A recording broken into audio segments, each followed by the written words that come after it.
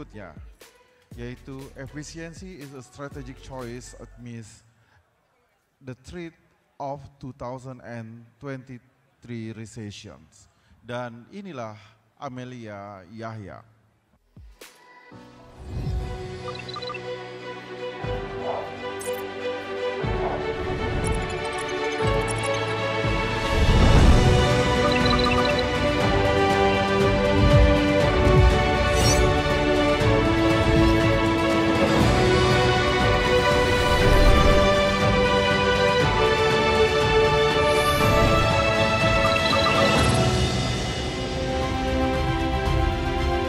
Selamat siang Bapak Ibu sekalian, distinguished guests, ladies and gentlemen. Once again we'd like to welcome you to our afternoon session.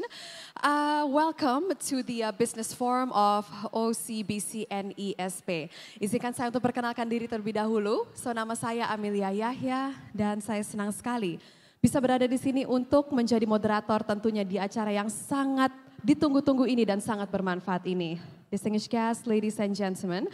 So my name is Amelia, and I would like to once again say hello to everyone, and I'd like to extend our profound gratitude and sincere thanks to everyone for your participation and for your attendance here today. I'm so incredibly honored to be here, to be a part of this great day. So, Bapak Ibu sekalian, untuk memulai acara, to first allow me to extend our warmest welcome, dan izinkan saya untuk menyapa yang terhormat, Bapak Kajit, Direktur Bank OCBC NESP. Dan juga yang terhormat kepada jajaran direksi Bank OCBC NESP. Bapak Ibu sekalian, without your support, this event would not be possible. So for that, mari kita beri tepuk tangan yang meriah untuk semua. Thank you so much. Dan Bapak Ibu sekalian tentu bisa kita lihat ya tadi sebelumnya bahwa di acara untuk sesi satu ini akan ada dua speakers yang luar biasa sekali, and allow me to tell you a little bit about them later. But first, I would like to tell you that this session is going to be about efficiency. And once we hear efficiency, we think of year 2023. Bapak Ibu sekalian, kata-kata efficiency ini tentu menjadi trigger untuk tahun 2023 ini because it has been chosen as the strategy that we have to take to deal with the economic slowdown as well as recession in year 2023. And I'd like to start this quote by the late U.S. President, and that is Franklin Roosevelt, whom had said that a smooth sea does not make a good sailor. And that is what we're going to be talking about today, on how the pandemic, the economic recession, as well as a slowdown that we faced recently, has undoubtedly toughened us up. And 2023 will be about that year too. Ladies and gentlemen, when we talk about Apple, Microsoft, Google, or Amazon, we think about those big powerhouses that have undoubtedly dominated the world. But we also realize that the great successes and achievements that they've all had was not an easy feat.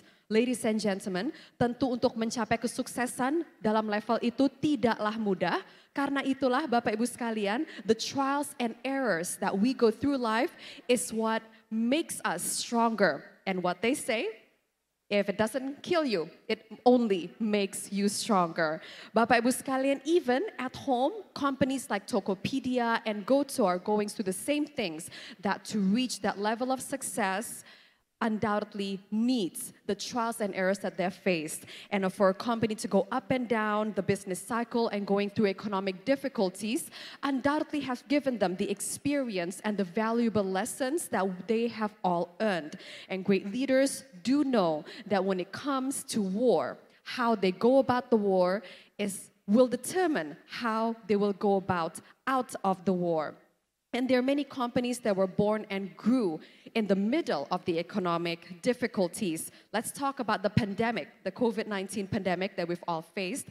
Ladies and gentlemen, while some have survived others have not, while many others have actually realized the unexpected blessings that have befallen upon them. And I'm sure many of us have heard so many stories on how some companies have taken advantage of the economic difficulties that we faced during the COVID-19 pandemic to highlight on the blessings that they've had and moved forward. So this is what we're going to be talking about, ladies and gentlemen, on the art of efficiency and the push and pull of it. So, ladies and gentlemen, to start, I would like to tell you that this session will be an interactive one. Artinya bahwa di saat kita nanti akan mulai sesi ini, kami persilakan kepada Bapak Ibu sekalian yang ingin bertanya untuk langsung saja angkat tangan dan sebutkan nama Anda, perusahaan Anda, dan juga kepada siapa pertanyaannya ditujukan. Yes, this session will be an interactive one, ladies and gentlemen. For those of you who would like to ask questions to our speakers, please do not hesitate to just raise your hand, and then later, our organizers are going to hand over the mics for you. So without further ado, ladies and gentlemen, as we have our first speaker here on stage, allow me to tell you a little bit about this great figure. So ladies and gentlemen, he is the COO of ASRI, or Agung Sedayu Group. He's an internationally recognized hotelier and a natural passion for luxury hospitality. And his 25 plus years of experience have seen him through progressive strategics and operational leadership roles with world-class hotel groups and property developers in Southeast Asia. And he speaks Bahasa Indonesia very well too. But we're going to speak in English during this session. And ladies and gentlemen, among his key achievements, out of this long, long list, allow me to simplify them for you first. So as a deputy COO, a former deputy COO of MNC Land, he directed management of hospitality projects and drove operator partnerships, as well as maximized returns for world-class brands. We're talking the Trump International, Park Hyatt, Oakwood Hotel and Residences, and Pan Pacific Hotels Group, and many, many more. So ladies and gentlemen, it is only with the greatest pleasure and honor that I shall invite to the stage, and please give him a big round of applause, Mr. Ivan Casadeval, the COO of Agung Sedayu Group. Let's give him a big round of applause.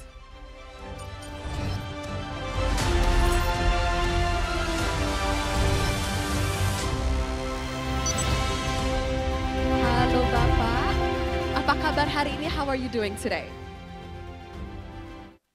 Thank you very much. Good afternoon, everyone, and selamat siang semuanya. It's a pleasure. Thank you, Emilia, and thank you, everyone, for having me here. Thank you also to OCBC and ESP management. Yes, thank you very much. And Bapak, if I could ask you one question, is it pronounced in Indonesia Pak Ivan or Pak Ivan? Ivan, actually, Ivan, originally yeah? from Spain, so okay. Ivan, easy for Indonesians. Pak Ivan, yeah, okay, wonderful. And I'd also have another speaker that I would like to invite on stage, and I would like to get a confirmation whether he has arrived or not. Hold on, let me ask our organizers, give us a few seconds. Okay, wonderful. As we all know, ladies and gentlemen, the traffic outside is extremely bad. I have survived coming here through the horrible traffic, but as this next figure, our speaker will be here shortly, I would like to maybe start this session, Bapak Ivan, to first ask you to preface this session by introducing yourself as well as the latest projects that you've taken on. Certainly. Originally from Barcelona, Spain. I have been now in this part of the world for about 25 years. I first started in Jogja, 1997, so just before the big takedown of the old president. So it has been an honor to call Indonesia home now for a number of years. I spent a lot of time in Vietnam as well as Thailand. So within Southeast Asia, focusing on international hotel management on the operator side. And then most recently, I have been now 8 years on the developer side. looking after the ownership interest for property developments, particularly in hotels and most importantly at the luxury level. That's incredible. Well, Pak Ivan, ladies and gentlemen, so as we've heard with regards to the latest projects as well as the brief introduction of Pak Ivan, I'd like to once again remind you that for those of you who have any questions at all, please do not hesitate to raise your hands, and then later our organizers are going to hand over the mic to you. Or we also have a second option, and that is to take out your phones and scan the QR code that we see on the screen right there. For those of you who like to ask questions, please take out your phones, scan the QR code there on Slido, and then you can just type your questions for you, and then I will help you to read that out to Pak Ivan. So, Pak Ivan, my first question for you with regards to efficiency. Efficiency has undoubtedly been the topic that we hear a lot towards the end of 2022 and at the beginning of this year. And I would like to ask you with regard to the companies that you are with, and that is ASRI or Agung Sedayu Group, and it's only been for 5 years, right? And you have been in Indonesia for longer than that. Is it correct?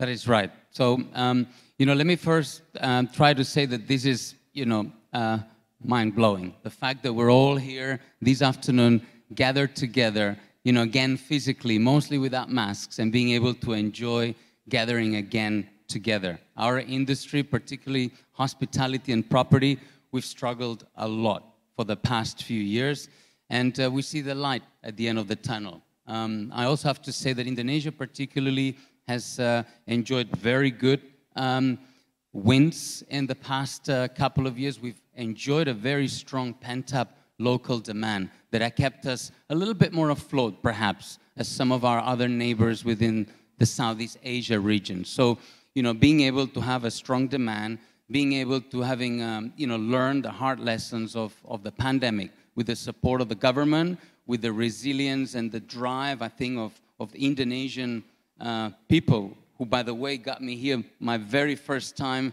because of the love for hospitality, the love of people, the kindness, and really the commitment to really deliver our promises and sticking together. This is why I believe we have done perhaps better than the other neighboring regions.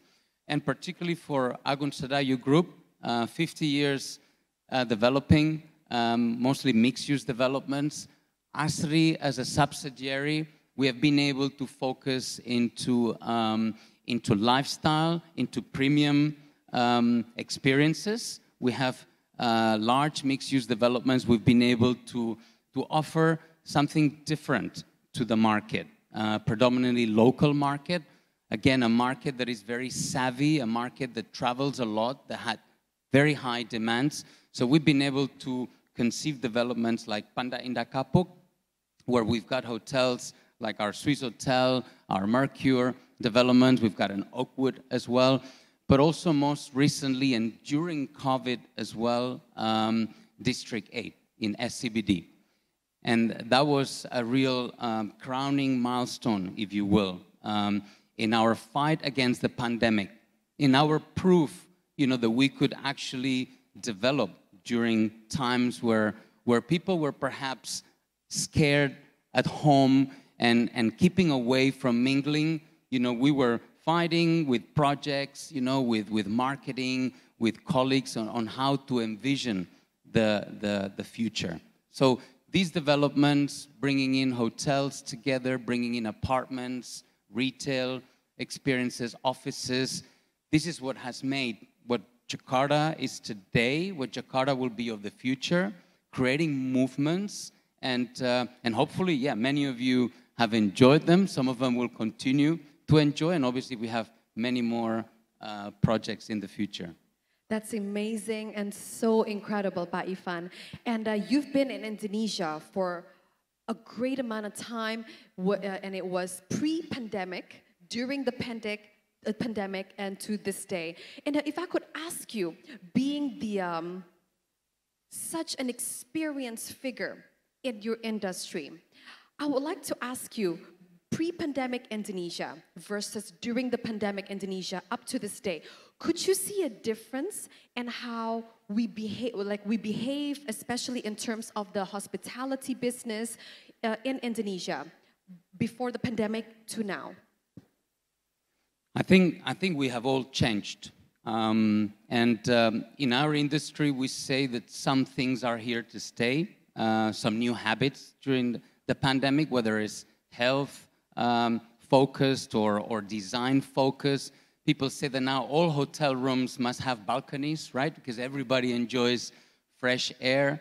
Who would have said that, right? A few years back that in Jakarta, people would be sitting in an outdoor space, having a bottle of wine and enjoying a good steak. But some of these things will stay. And I believe that will continue to make us resilient, to I guess, envision what is coming. And why Indonesia has done perhaps that a little bit better is I think the region have finally realized how powerful the Indonesian market is. You know, it's not just Singapore and property or Bangkok and the shopping and the US and the rest of the places in Europe where a lot of the Indonesians study, are brought up or travel year round. It's all about some of the new experiences that we're creating. And us travel has got now a lot easier. We don't take that for granted.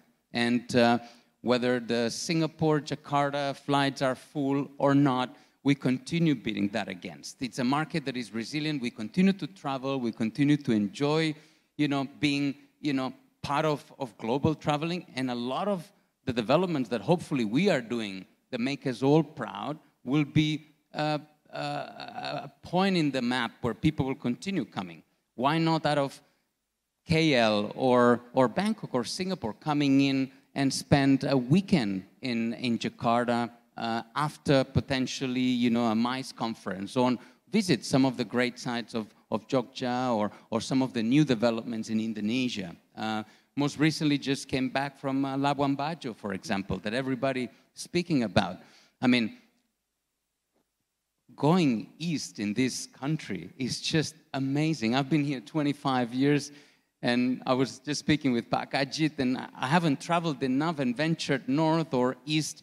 We should be very proud because we've always known that we've got a very rich heritage and a fantastic product with great people. It's much more than that. It's a thing about attitude, about bravery, about willingness to make a difference. I have to be very, very blessed. I have had owners that have given me the support and the belief that we could open venues during the pandemic. It was hard. I was going away to work and my wife and kids, were worried, and wearing 2-3 masks. And, but for example, in District 8, we have Ashta, right? Our retail space. That retail space opened in November 2020. And how we did it, and going back to efficiencies and what we're here today to at least understand on how we can be more strategic. Because efficiency sometimes could be misunderstood. It's about cutting costs, and it's about streamlining. Well, not necessarily. We got together, we understood what the market wanted, and we knew there was a need to bring in new experiences. So we looked at luxury, we looked at personal engagement, we looked at tenancy mix, and we felt that there was a need, there was a bucket that was not filled with new retail experiences. And how we turned it around was obviously looking at marketing versus sales at the first stage. So how could we touch people when people are at home? Well, one of the big, strengths of this region, and particularly Indonesia, is that we're very mobile-centric, not even savvy, very centric towards mobile. So we use marketing to touch people, to communicate. We were able to grow, obviously, our social media connection. So those that ventured out, the moment the doors were open, they were able to come and obviously saw something different from a design perspective, from an engagement perspective, from a treasure hunt perspective. Ashta, you need to obviously go and experience to find certain products that are very unique, and it's continuously changing. So it's innovative. So never one time is actually the same experience. And this is a little bit how we do it, and I think how Indonesia has hopefully changed versus what we were pre-pandemic. There may be a little bit more of a dormant society going by certain trends and obviously personal values to basically having been challenged globally and to become really what everybody's expecting to be Indonesia, one of the leading new markets in not only the region but globally. And Pak Ivan, you've mentioned that Lashta was basically launched during what is called the period of a nightmarish expectations, right? It was during pandemics and you don't know what was going on, especially in terms of merely, let's say, a year forward, right? The pandemic was all about uncertainties, and launching such a powerhouse property such as Ashta, of course, has not been easy, and I can imagine, especially during the pandemic, if your office walls could talk, they would have quite the story, right? And I would like to know, what were the strategies that you had implemented to face the pandemic when that happened? I think we had an opportunity, and we took advantage of it. During every crisis, during every challenging times, we have a chance to do that. So we did it with Ashta, and we did it with the Langham Hotel in SCBD equally as well. The Langham opened exactly 1 year afterwards. That was still 2021 in September. We had the opportunity to have already built half of the project, so the whole structure was up. With the construction costs today, maybe that would be a lot more expensive for us to deliver a Langham, but the construction costs were there. There was only some fit-out spaces that we had to dress up. So I guess back to the efficiency in hotels and most of the property developments, we look at the design aspect first. So we had opportunities to basically make some additional changes, to make some variations and adapt to what we knew the end game was going to be. So what we do, our strategies always with the end game in mind. And not what we like, but what we think the market will like. You know, the Langham today is what we exactly thought the market would like. Take advantages of the challenges during COVID, where obviously technology was a big component, right? We brought in a lot of, mobile sort of driven applications, a lot of touchless opportunities, a lot of, motion sensor activation. So we bring in all of the less contact when it comes to technology allowing, but at the same time, we obviously bring the best of the people together. We train them, we prepare them mentally, so they're as ready as they can when you open the doors.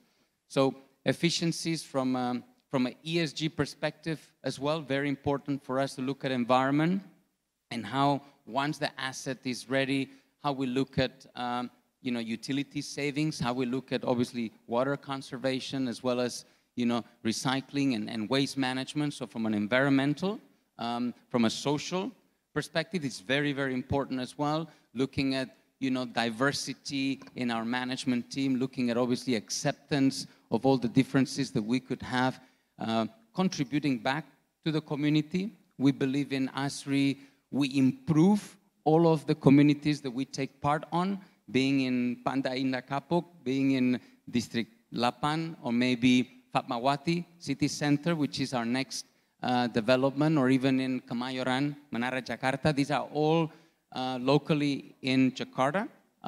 So we look at that as the main commitment. And then even from a governance perspective as well, adopting government regulations, ensuring that we have a corporate ethics and a real commitment to then asset management. So when we work with hotel, we work with management, with operators, but from the owner's side, we always walk hand in hand with them. We learned a few lessons over COVID. Everybody had to restructure. We were alone, we were left on our own, and that lesson will never be forgotten. We'll always look at the glass the other way around and making sure that we think from, cash first to expenses to income and then ultimately positioning. And now we're able to slowly turn it around. Thank you very much, Pak Ivan. Well, Pak Ivan, I have amazing news. I've just been informed that our other speaker has arrived in our ballroom. So before I invite him on stage, ladies and gentlemen, allow me to tell you a little bit about our next speaker.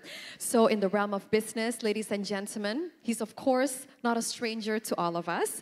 He is currently known as the chairman of the Indonesian Employers Association, or also known as APindo.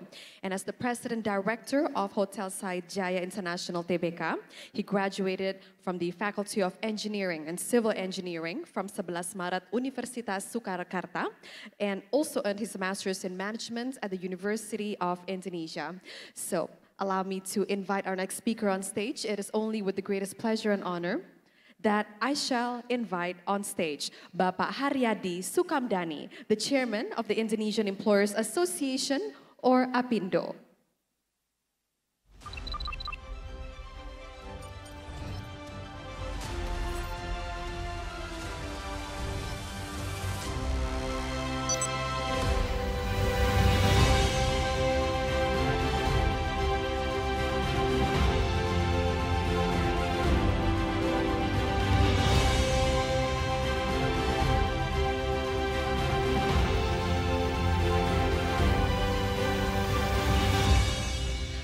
Okay, well, our kind organizers have just informed us that Bapak Ivan is outside of the ballroom very briefly, and he will return back to the ballroom very shortly. So I apologize for the inconvenience.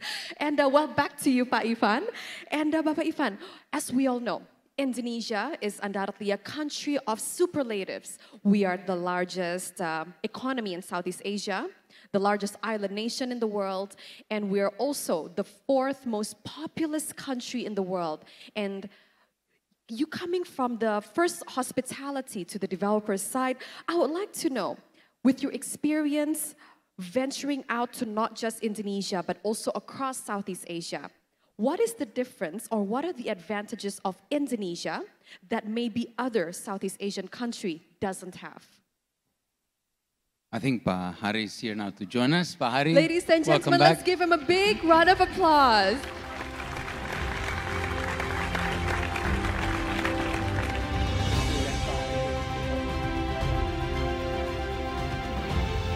Well, ladies and gentlemen, I am so happy right now to have the presence of Bapak Hariyadi too. Bapak Hariyadi, I would like to know how are you today, and maybe preface this by giving a brief introduction. Thank you. It's an honor for me to have this event, and I'm very sorry about my late. It's okay, Bapak. And Bapak, if I could ask you, so pre-pandemic, during the pandemic, and now to the situation that we have right now, if I could ask with regards to the Indonesian economic condition. Last year, compared to many other countries around the world, Indonesia's economic condition has been dubbed stable, and it's still growing, fortunately for us, right? And I would like to know, with regards to your opinion on what 2023 is going to be like, as well as the Indonesia's economic condition is like now. Since I see that all the audience is Indonesian, may I speak in bahasa ya? Yes, of course. I'm sorry if you are, some of you maybe will ask in English, fine. But allow me to speak in bahasa because most of the audience is Indonesian. Ya, jadi kalau kita bicara dengan melihat kondisi hari ini, sebetulnya pemulihan ekonomi itu sudah berjalan dengan baik. Namun memang masih ada hal-hal yang masih mengganjal. Saya mudah-mudahan audiens yang hadir hari ini juga kebanyakan adalah dari kalangan dunia usaha yang merasakan bahwa kita masih mengalami hambatan di regulation. Banyak regulation yang memang masih menjadi hambatan untuk kita berlari lebih kencang lagi. Mungkin kalau kita lihat beberapa waktu terakhir ini, kalau Bapak Ibu yang di bisnis food and beverage, mungkin menghadapi banyak pertanyaan mengenai kok tiba-tiba ada cukai pemanis. Cukai pemanis, dan kalau teman-teman di retail ada pertanyaan kok tiba-tiba ada cukai plastik gitu ya. Lalu juga sekarang ada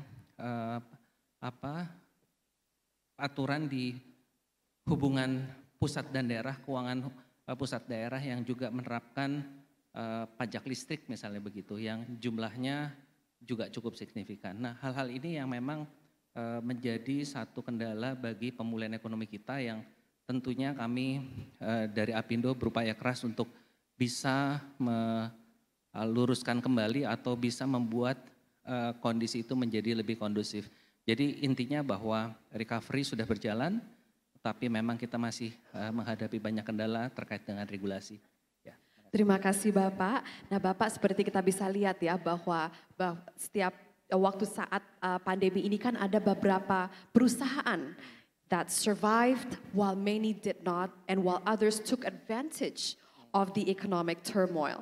Nah, pertanyaan saya, menurut Bapak, sektor-sektor industri apa saja yang saat ini masih tertekan karena efek pandemi? Ya, jadi kalau kita melihat carry over dari pandemi ini, yang sekarang terkena justru sektor ekspor.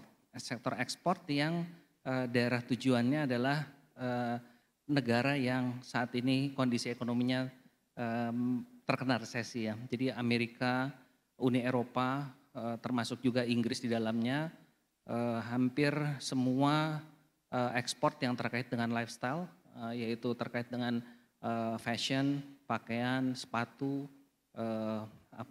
furniture, itu memang mengalami kendala. Dan yang lain relatif cukup bagus. Jadi kalau kami melihat hampir semua sektor cukup baik. Nah kemarin makanya ada beberapa, mungkin Bapak Ibu sempat melihat ada rame-rame gitu ya, karena pemerintah mengizinkan sektor yang orientasi ekspor padat karya diizinkan membayar upah karyawannya 75%. Nah itu sebetulnya adalah juga kendala dari ekspor kita yang masih tertekan. Tapi kalau yang lainnya kami melihat cukup bagus pertumbuhannya. Baik, terima kasih Bapak Hariyadi and Pak Ivan.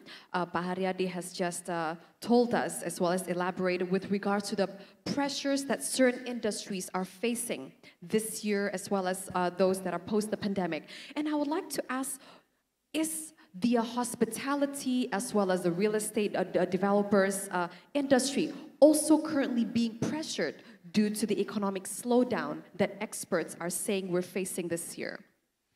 I'm a firm believer that people build brands and not the other way around. All the big brands obviously are built by great people, so our biggest focus is on people. And while in the West perhaps people are struggling hiring, finding enough talent that wants to work in the hospitality industry is a real challenge. In our case in Indonesia, fortunately, we've got a great pool of people, of talent. Perhaps we need to go a little bit more deeper, find pure attitude, find a little bit more of a raw profiling. We work very closely with the universities, we work very closely with the right associations to find the right people and perhaps groom them up and become them great leaders of tomorrow. I mean, as an expatriate and a bule, I don't expect to be here all my life, and I want to grow, obviously, the team and the people to one day they can do our jobs. And I think Indonesia has a great opportunity when it comes to that. There's a passion for hospitality. There's great, talent, and even, we already start seeing a lot of the people that left for the famous cruises, the cruise lines. Already we have people coming back. When the borders open, a lot of the Indonesians that came back from the Middle East, from the river cruises, they obviously ventured out looking for, gaji yang tinggi. So now they're back because they've realized that besides, great quality of life, there's career opportunities here. So in that sense, economically, we will continue to feel the pressure. Maybe less, as I mentioned earlier, Indonesia has a very strong local demand, and that will continue to be the biggest essence for city hotels. Looking at resorts is a little bit different. for example, Bali and more to come. But we believe in the people, and that should give us the future, and business is very strongly recovering. Thank you very much Pak Ivan. Nah Pak Hariyadi, I would like to ask you with regards untuk melihat perbedaan Bapak antara tahun 2021-22 dan juga sekarang tahun 2023. Kan saat pandemi kan kata-kata adaptasi itu selalu kita dengarkan. Adaptation, transformation. Nah sekarang there's a new word and that is efficiency. Yang sering kita ulang-ulang ya. And the word efficiency itu katanya bisa menjadi formula to save ourselves from the economic slowdown. Nah menurut Bapak strategi-strategi apa saja yang penting untuk perusahaan implementasikan untuk menerapkan efisiensi? Yeah. It's very glad to see Pak Ivan here because if Pak Ivan give the perspective it's very positive, then I think this is really that Indonesia is really in the right track for the recovery. Because Pak Ivan selling the product for the medium upper means maybe you are in the upper market, yeah. Because all the many of branded property it's under Pak Ivan portfolio from the Agung Sedayu Group. So I think you asked about the different, yeah. It's very interesting since that in the 2020, during the pandemic, actually the medium upper segment is is hold their spending. And now the hotel of Pak Ivan now become a very good occupancy rate and also for the apartment I heard. So I think this is the very big difference during the pandemic. And now when we are talking about the segmented spending power. Jadi sekarang itu yang kelas menengah atasnya sudah mau spending, yang sebelumnya mereka semua hold semua. Ini juga sangat bagus sekali. Nah tadi pertanyaan Mbak Amalia adalah menyangkut efisiensi. Jadi efisiensi ini memang apa yang kami lihat di Apindo memang sangat disayangkan bahwa salah satu yang terjadi efisiensi adalah merampingkan organisasi perusahaan. Jadi memang selama pandemi itu terjadi kurang lebih kalau kami melihat secara cross sektoral gitu 30% dari jumlah karyawan. Jadi kalau misalnya sebelum pandemi karyawan kita 100% gitu, sekarang tinggal 70%. Artinya 70% ini adalah sesudah pandemi. Artinya waktu pandemi memang seperti sektor kami dan Pak Ivan mungkin waktu itu kita bisa turun antara bisa 50% ya karena sebagian dirumahkan. Tapi sekarang begitu kembali kira-kira hanya sekitar 70%. Maksimal mungkin ada yang 80 ya, tapi tidak kembali seperti semula 100%. Nah, efisiensi ini sangat dirasakan hampir semua sektor melakukan perampingan. Lalu kedua adalah dari sisi belanja teknologi. Belanja teknologi juga kami melihat selama pandemi dan sesudah pandemi banyak perusahaan yang sudah mulai menerapkan aplikasi teknologinya menjadi lebih maju. Lalu yang ketiga yang kami perhatikan juga adalah perusahaan sebagian itu agak lebih konservatif di dalam membelanjakan capex-nya, capital expenditure-nya, tapi sebagian juga mengalami kendala karena tergerusnya modal kerjanya. Jadi akhirnya efisiensi yang dilakukan memang akhirnya mereka melakukan banyak penghematan di segi operasional. Nah, tapi di lain itu, di lain efisiensi yang terjadi seperti itu juga ada beberapa perusahaan yang tetap melakukan ekspansi walaupun terbatas. Mungkin yang salah satu yang kalau kita bisa melihat Bapak Ibu merasakan adalah di sektor penerbangan ya. Ini kalau di sini ada dari grupnya Lion mungkin bisa cerita banyak. Lion itu adalah termasuk yang memanfaatkan pandemi dengan sebaik-baiknya. Mereka merestrukturisasi hutangnya, tapi juga mereka melakukan ekspansi. Nah sehingga grup Lion itu sekarang mungkin menguasai hampir 70% pasar penerbangan. Ya ini juga salah satu yang bisa mengelola pandemi itu untuk pertumbuhan. Tapi ada juga perusahaan yang tidak selamat ya, masih berat untuk recover. Itu antara lain adalah di sektor, kalau di sini mungkin ada Bapak Ibu yang terkait dengan karet ya, rubber. Nah itu saya juga mendengar ada beberapa juga masih struggling untuk mereka recovery. Jadi memang banyak hal yang cukup menarik selama pandemi dan after pandemi. Dan salah satu juga contoh yang sektor yang sebetulnya punya potensi sangat bagus untuk berkembang tetapi tertahan karena regulasi. Itu sektor perikanan. Mungkin Bapak Ibu kalau ada perikanan di sini juga bisa cerita ya, karena saya mendapat laporan dari tim kami di Apindo juga sektor ini juga tertahan karena masalah regulasi. Mungkin kurang lebih demikian, Mbak. Terima kasih Pak Ivan. Nah Bapak Ibu sekalian, kita boleh masuk ke sesi Q&A session dari audience. Nah kita sudah banyak menerima beberapa pertanyaan dari audience kami hari ini dan izinkan saya untuk membacakan pertanyaannya untuk Bapak Ibu sekalian. Nah this question is directed to Pak Ivan. Pak Ivan, the question is on hospitality business, it depends very much on people as you said. Now, how did you increase efficiency, especially during the pandemic, without reducing quality of the service? What a great question. Pak Ivan, floor is yours. That's a very good question, because actually it is revolutionary. There's a lot of things that we've learned from the pandemic, and we're not saying that we won't be seeing lots of staff taking care of us when we visit a luxury hotel. I think when it comes to reputation and service, here in Indonesia, we expect to have people to welcome us, help us with the luggage, open our door with the car, and then allow us in and so on. However, we need to be a lot more focused and a lot more efficient. So one big decision that we made with the support of the owners during the pandemic was to retain all our people. We became more efficient by finding ways to retain the people long term, but also we focused into training, into making sure that we're a little bit more efficient in terms of delayering some of the organizational charts. A big component of our hotels is food and beverage. Traditionally, food and beverage is a small percentage of the revenue mix for most hotels. In our hotels, 60 to 70% is food and beverage, whether it's banquet as well as F&B venues or restaurants. So we focused very specifically on lower layer employee service, the ones that will make it count, will take your order, will serve you, but then we basically skipped some of the middle management, focusing into really the senior people. So I think our industry in hospitality, we have enjoyed very traditional organizational charts. Meanwhile, we're able to revolutionize this a little bit. So hopefully I could answer that question this way. Thank you.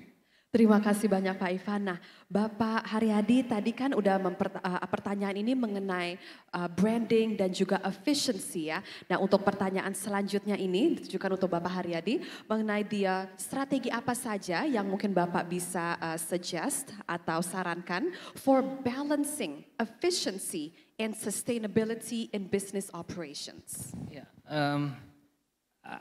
saya punya pelajaran berharga di Apindo. Kami di Apindo baru saja membuat suatu pilot project di Lampung, yaitu program untuk pendampingan UMKM yang dilakukan kerjasama dengan perguruan tinggi.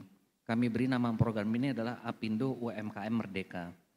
Jadi kalau kita bicara efisiensi, balancing di operation, maka yang menarik adalah dari pelajaran kami melakukan pembinaan di UMKM, begitu kita melakukan perbaikan di manajemen, impact-nya itu kepada sales itu bisa naik hampir 300%, 3 kali lipat naik, dan dari sisi labanya itu naiknya 2 kali lipat.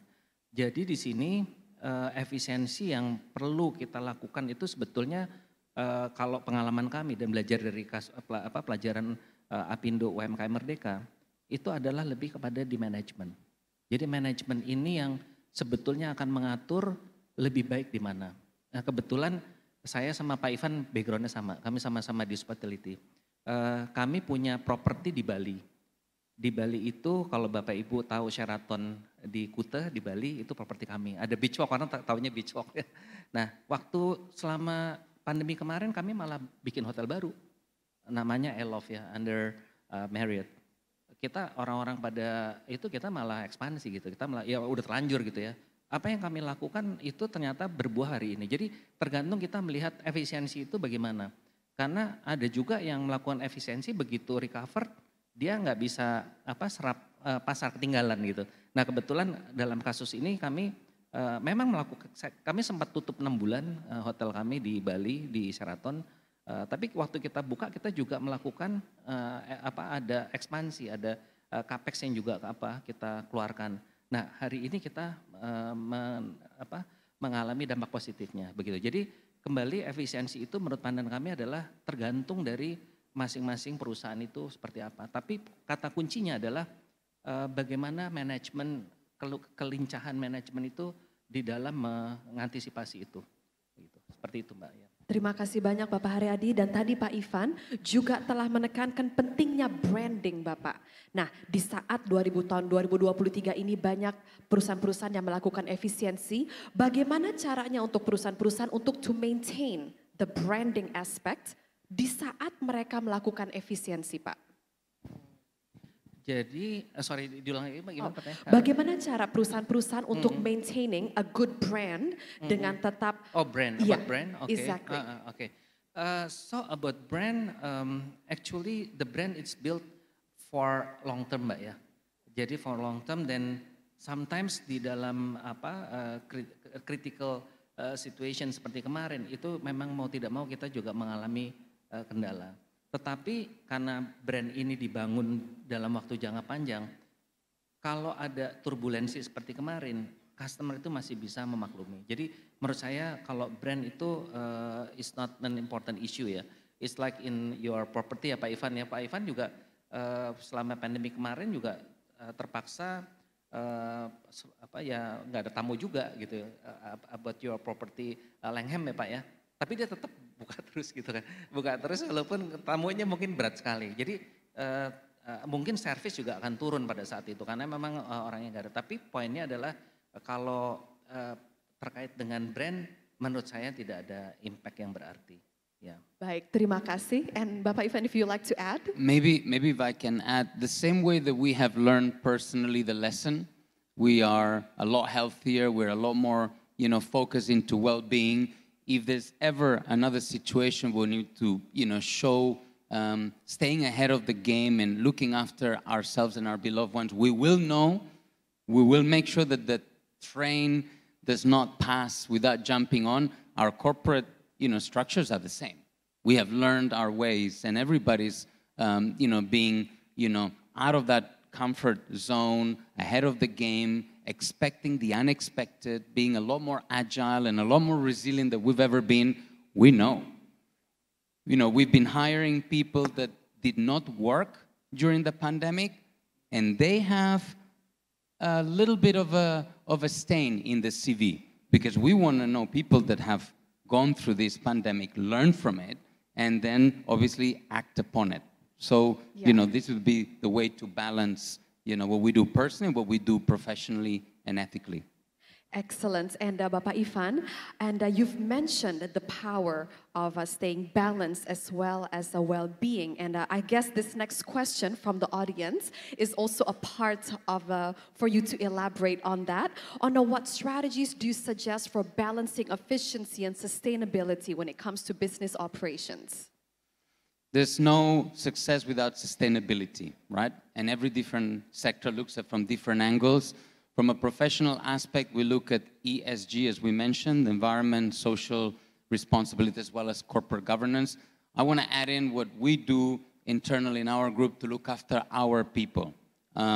We mentioned on how we dedicate to find the right profiles, but we dedicate a lot more into obviously retaining them, developing them, and making sure that people will continue to be our platform. Whether we bring people from outside the city, from all over Indonesia, we make sure that they have the right support, that they will be obviously in the right environment, a good working climate.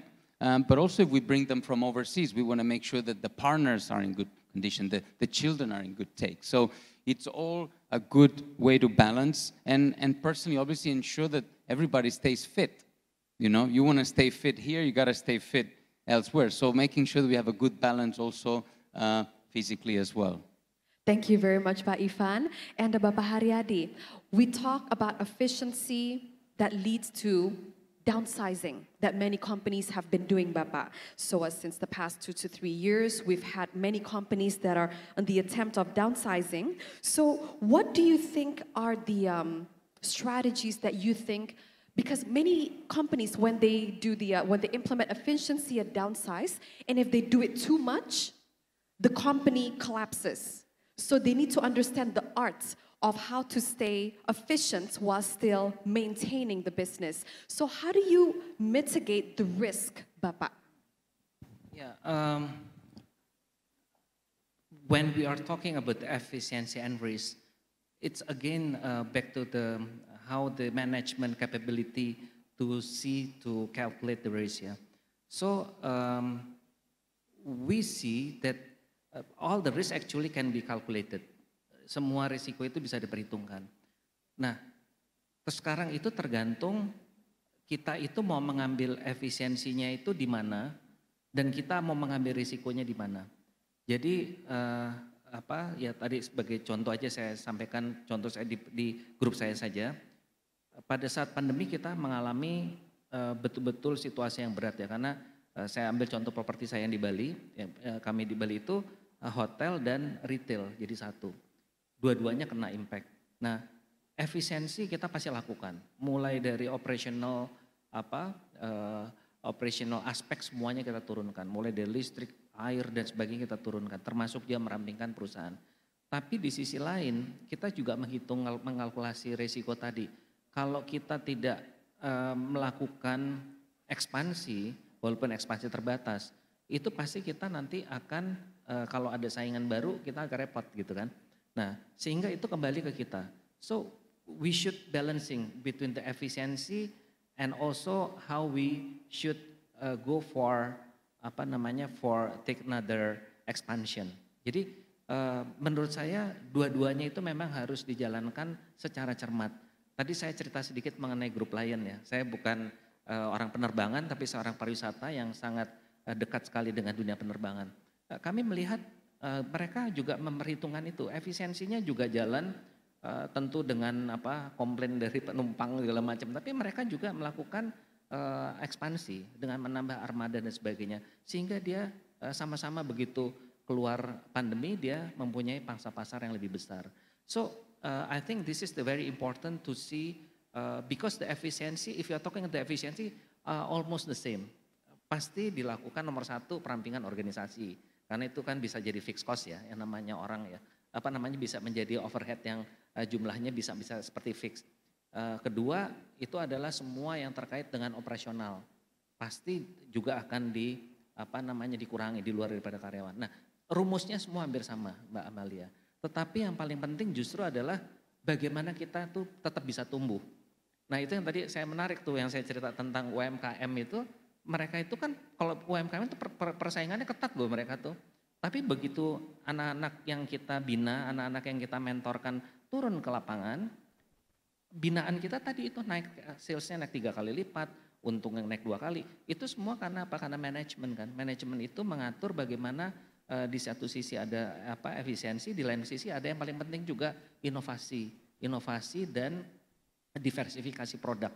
Itu juga penting. Jadi efisiensi saja tadi yang Mbak bilang bisa crash, tapi kalau dia kombinasikan dengan inovasi dan diversifikasi produk, maka dia akan membentuk tambahan atau another income, another revenue, additional revenue, seperti itu, Mbak. Terima kasih banyak Bapak Hariyadi, pemaparan yang jelas dan informatif sekali. Nah, ini ada pertanyaan lagi dari audience untuk Bapak Hariyadi. What metrics or KPIs do Indonesian businesses commonly use to measure efficiency? And how do they ensure accuracy in these measurements? It's a hard question, Pak Hariyadi. I think kembali lagi kalau mengukur efisiensi itu kan sebetulnya hampir sama, semua sektor sama. Yang dilihat itu kan selalu adalah ujungnya bottom line-nya berapa EBITDA-nya.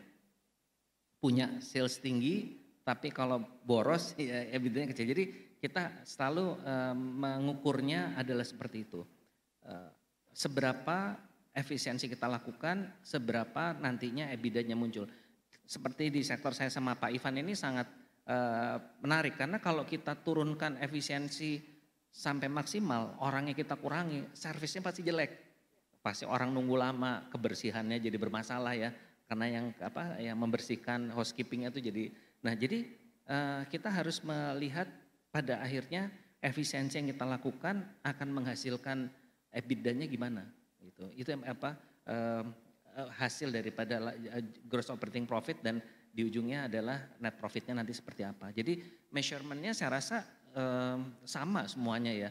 It's all the all the companies, I think we are same measurement. Karena kalau dari teman-teman OCBC juga pasti yang dilihat itu EBITDA mulu. Saya kalau ditanya sama teman-teman bank, EBITDA-nya berapa? Seperti itu. Terima kasih banyak Bapak Hariyadi and Bapak Ivan. Pak Hariyadi mentioned a very good point in the midst of efficiency. Innovations must not stop, Bapak ya. Nah, dari Agung Sedayo Group ini bisa mungkin Bapak Ivan jelaskan, if you could explain to us what kind of innovations have you guys been implementing in the middle of all this, the trend or the environment of where everyone's doing efficiency? Actually, that goes very much in line to the previous question about KPIs. We're traditionally financial and obviously people-driven. In our case, guest and staff satisfaction are important. We have added technology. And this is where we're able to now capture more data than we've ever been. We're able to measure and manage that successfully in so many other ways. Unfortunately, in hotels, we have been hosting all of you for many, many years. Whether you have a breakfast routine, whether you go to the gym at a certain time, whether you like your turn-down service done, one way or another. But believe it or not, hotels have never captured that data in the past. So we are late to the prom, and I would say the hotel operators are late to the prom. We as owners or developers, we want to catch up. So we've been investing a lot into technology, into systems, into being able to capture a lot of that, and also to make sure that our people, they have automated solutions so we minimize risks. So risk assessment for us is extremely important to also assess efficiency. And I guess, in many of your industries will be very similar. We've been able to reduce, the amount of cash, being used. We've been able to track, those transactions. We've been able to facilitate the progress of databases, for example. Imagine all of us being here today, how can this hotel capture our data, right? How can we make use of that, right? There's privacy issues, there's a number of, terms that are important, but these are things that we want the hotel operators to work around it and hopefully be a lot more efficient. So technology would be one, and involving risk assessment as well. Thank you very much, Pak Ivan. And Bapak Ivan, when anyone looks at your CV, they're undoubtedly very impressed because your expertise have covered two sides of the story. And that is from the hospitality side, and then you moved on to Agung Sedayo Group, which is the developer side. I would like to know, what has the shift been like, and what have you learned from the great shift? Very easy way to answer. Before, I used to manage, someone else's money by making decisions that were the interest of a hotel operator. Now, basically, I make sure that those decisions are done in the pure interest of the owner. And that requires a whole new level of sense of ownership, involvement, asset management. It's a 360-degree job. And, some hoteliers will say micromanaging, some others will say involvement, engaged, being part of the process. And I have to say, it's a lot more, I guess, rewarding to be on what we used to call the dark side. Hoteliers we used to call the dark side when you were on the owner side. But it's a lot more rewarding, and then it gives us the opportunity to start much earlier into the process. So continue learning, being very humbled and very honored with the opportunities that we've been given, and obviously to share with you today as well. Thank you very much, Bapak Ivan and Bapak Hariyadi. Kita melihat banyak sekali kasus-kasus, tentunya apalagi tahun 2023 ini Bapak ya, di mana perusahaan-perusahaan teknologi, we see Meta, Goto, Tokopedia, Shopee, banyak sekali dari industri itu yang melakukan downsizing sekarang. Namun, as they say, when it comes to technology, we still need to move forward and we need to still keep investing in technology companies because especially digital transformation is the only way to go. Because as Jeff Bezos said, if you're not adapting, you're going to lose. Nah, pertanyaan saya, Pak Hariyadi, bagaimana kita dapat untuk terus berinvest dalam dunia teknologi ini, namun terutama tahun 2023 ini di mana efisiensi terus diterapkan dan downsizing juga terus diterapkan? Ya tentunya kalau kita memilih teknologi, harus teknologi yang sesuai dengan apa yang dibutuhkan. Tentu kita tidak akan melakukan suatu investasi teknologi yang nantinya malah akan menjadi beban dari perusahaan ke depannya. Nah jadi pemilihan teknologi ini memang tentunya membutuhkan pendalaman ya, referensi pendalaman sehingga kita bisa memastikan teknologi apa yang akan kita pakai. Nah di banyak perusahaan sekarang di Indonesia memang tren untuk penerapan teknologi itu setelah pandemi cukup tinggi dan banyak perusahaan dari yang mungkin yang paling simpel saja di sektor saya itu restoran misalnya. Restoran itu sekarang mungkin zaman 20 tahun yang lalu kita masih about 20 years ago maybe in the restaurant we still using micros Pak ya. But there is no more micros now, all it's the cloud based. Jadi semua software semua udah di cloud semuanya. Itu salah satu contoh bagaimana teknologi itu sekarang semakin yang perusahaan teknologi yang bagus itu juga semakin mendekati konsumennya, apa yang diperlukan. Sehingga makin lama adalah makin efisien. Nah, kita di Indonesia kebetulan kalau menurut saya agak diuntungkan juga dengan situasi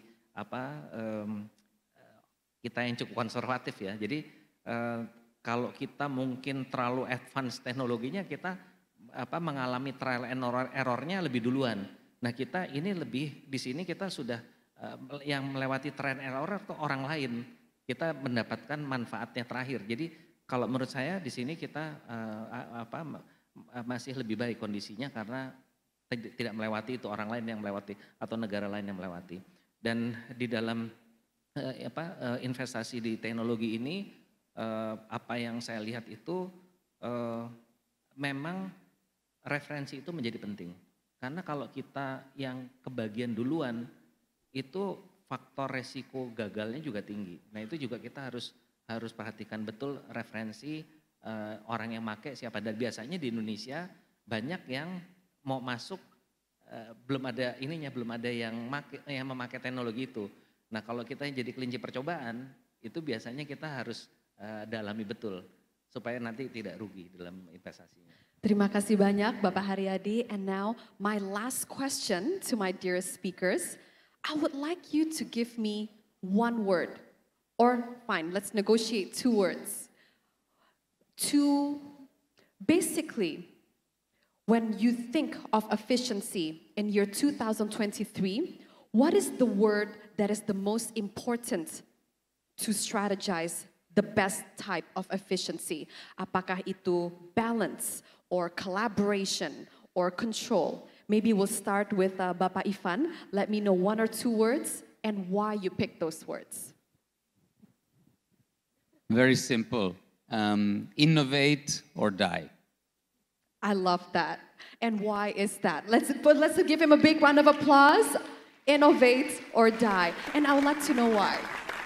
I think in everything that we do, we should never be content and be happy whether it's performing well or extremely well and continue to be ahead of the curve.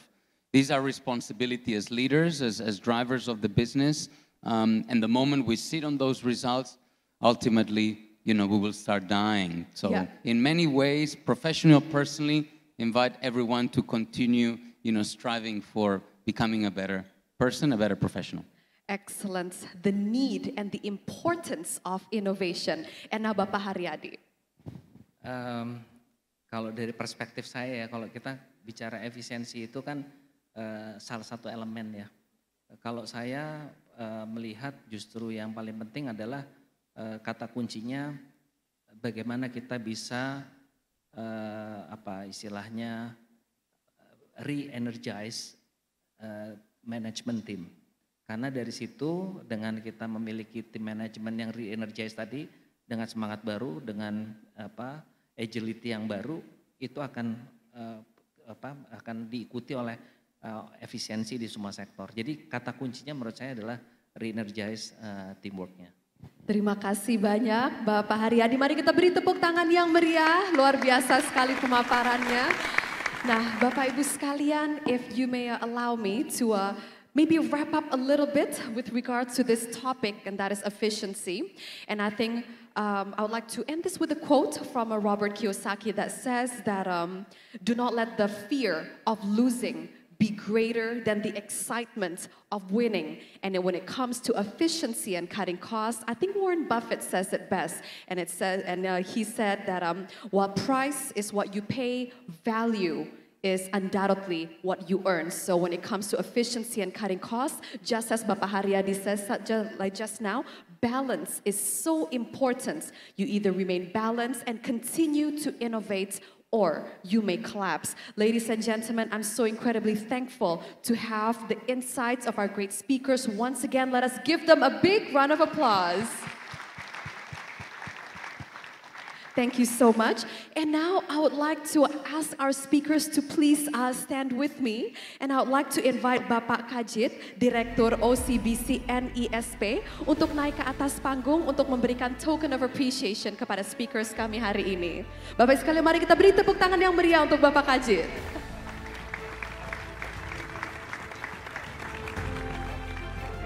Ladies and gentlemen, what a great session we had on efficiency, on the great strategy that's been chosen to maintain and deal with the economic slowdown and recession in year 2023.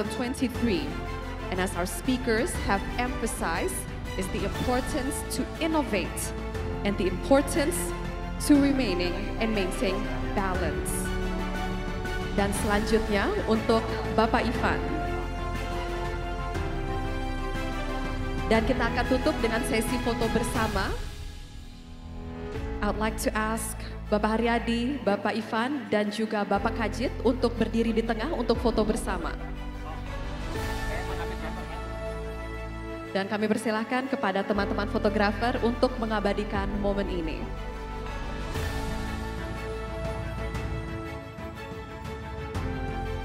Terima kasih banyak. Thank you so much, gentlemen. Ladies and gentlemen, once again, let us give them a big round of applause. Terima kasih. And I'd like to return the stage back to our organizers. Thank you.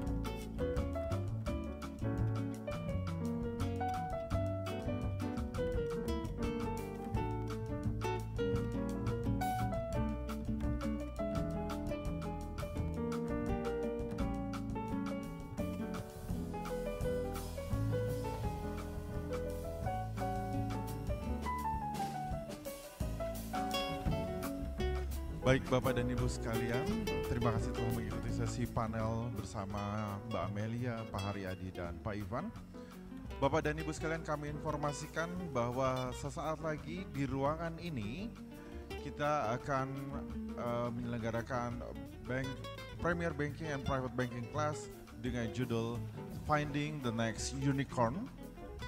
Sedangkan untuk logistic disruptors, a shared digital platform of national logistic ecosystem, akan diselenggarakan di Beechwood dalam waktu yang bersamaan. Jadi Bapak dan Ibu akan ada 2